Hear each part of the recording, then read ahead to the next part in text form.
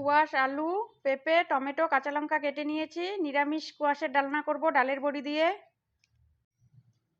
পেঁপে, কুয়াশ, আলু বয়েল করে নেব।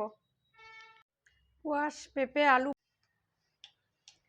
কড়াই বসিয়ে দিয়েছি, তেল দিয়ে দিচ্ছি। ডালে বড়িটা দিয়ে দিচ্ছি, ভেজে নেব। ডালে বড়িটা ভাজা হয়ে গেছে, নামিয়ে নেব। আমি ওই তেলেই গোটা জিরা, শুকনো লঙ্কা ফোড়ন দিয়ে দিচ্ছি।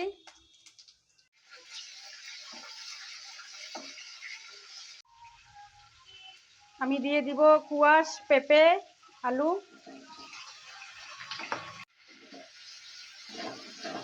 পরিমাণ মতো লবণ দিয়ে দিব। চামচ হলুদের গুঁড়া, 1 চামচ ধনিয়া গুঁড়া, 1/2 চামচ লঙ্কার গুঁড়া,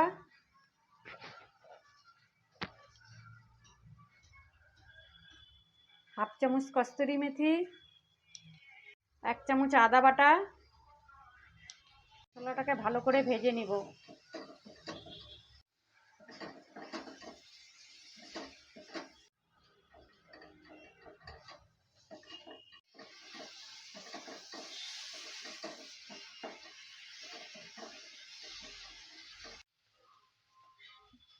এখন আমি জল দিয়ে দেব।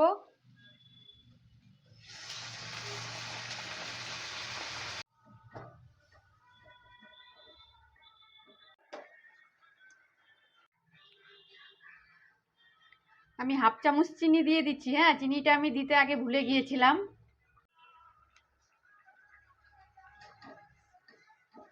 ঝোলটা ফুটে গেছে, আমি ডালে বড়িটা দিয়ে দেব।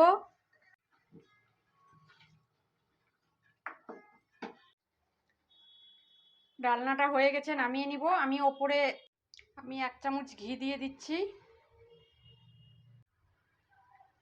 হয়ে গেছে, নামিয়ে নিব একটা ডিশে। নামিয়ে নিয়েছি একটা ডিশে।